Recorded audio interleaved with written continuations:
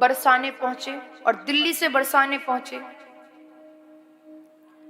और राधा रानी के मंदिर में खूब संकीर्तन कीर्तन हो रहा था। तो उस संकीर्तन में खूब जम करके नाचे हैं, खूब नाचे और रात तक नाचते ही रहे। सवेरे के गए रात तक नाचते गए। जब पैरों में दर्द हो गया तो वापस अपने घर पर आए। जैसे ही लेटने को हुए तो मन में आया, पीड़ा तो बहुत हो रही थी पैरों में, क्योंकि सवेरे से नृत्य कर रहे हैं, सवेरे से रात्रि हो गई नृत्य करते करते, तो पैरों में भी बड़ी पीड़ा हो रही है। कि तभी एक छोटा सा नन्हा सा बालक आया और उस बूढ़े बाबा से कहा कि मैं जानता हूं आपके पैरों में बड़ी पीड़ा हो रही है। बोले पीड़ा तो हो रही है, लेकिन अब क्या करें, जैसी हमारी राधा रानी की इच्छा। बोले सुनिए, तो जिस मंदिर में आप सवेरे से लेकर रात्रि तक नृत्य किया है ना, उसी मंदिर के पुजारी बाबा ने मुझे भेजा है आपके चरणों को दबाने के लिए। व्यक्ति ने कहा अच्छा अच्छा, तो मंदिर के पुजारी ने तुम्हें भेजा है? बालक ने कहा हाँ। तो एक काम करो, तुम झटपट से मेरे पैर दबा दो, इनमें बड़ी पीड़ा हो रही है, बहुत दुख रहे हैं। और वो बालक उन बूढ़े बाबा के पैरों को दबाने लगा। अब पैरों को कोई दबाए तो नींद भी अच्छी आती है। तो यहाँ पर जो बूढ़े बाबा हैं उनकी आंख लग गई और वो सो गए। अगले दिन फिर से उसी राधा रानी के मंदिर में पहुंचे और पुजारी को जैसे ही देखा तो पुजारी से हाथ जोड़ करके उनका धन्यवाद करने लगे कि आपने जिस बालक को कल रात्रि में मेरे यहाँ भेजा था, उसने मेरे पैरों को दबाया और मेरे पैरों की जो पीड़ा थी वो एकदम शांत हो गई, एकदम ठीक हो गई और मुझे नींद भी बहुत अच्छी आ गई। पुजारी बाबा ने कहा मैंने तो किसी बालक को नहीं भेजा। बोले नहीं, एक छोटा सा बालक आया था, सांवला सांवला सा था, बड़ा सुंदर सा बालक था। पुजारी ने कहा मेरा विश्वास मानो, मैंने किसी बालक को नहीं भेजा और मैं समझता हूं कि तुम्हारे चरण स्वयं कन्हैया दबा गया, तुम्हारे पैर स्वयं कन्हैया दबा गया। यदि आप राधा रानी को मना लेंगे ना, तो बंधुओं आपको कन्हैया के पीछे भागने की आवश्यकता नहीं है।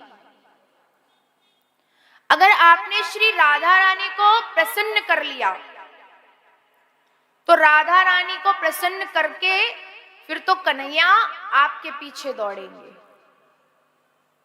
कुछ कहते हैं कि राधा रानी को कैसे प्रसन्न किया जाए, बस कुछ नहीं, राधा रानी को भी प्रसन्न कर। राधा रानी भी सबसे अत्यधिक प्रेम किससे करती हैं? श्री कृष्ण भगवान से।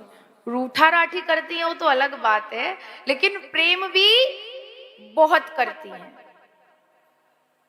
और हमारी राधा रानी को मना लीजिए, बोले भोजन में क्या अच्छा लगता है, जो हम में से बहुत कम लोगों को अच्छा लगता है।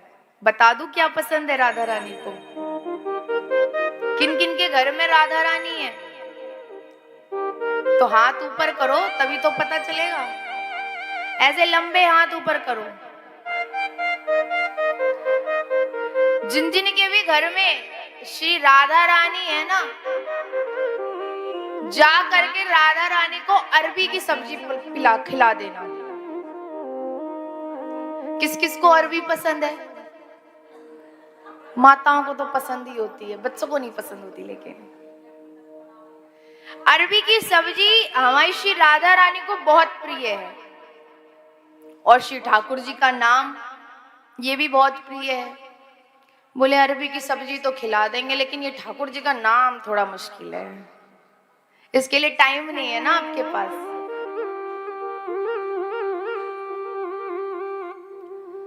तो कहने का मतलब है, यदि हम श्री राधा रानी को प्रसन्न कर लेते हैं फिर कन्हैया हमसे अपने आप प्रसन्न हो जाते हैं। फिर हमें कन्हैया के पीछे नहीं भागना, मानो कन्हैया हमारे पीछे भागेगा।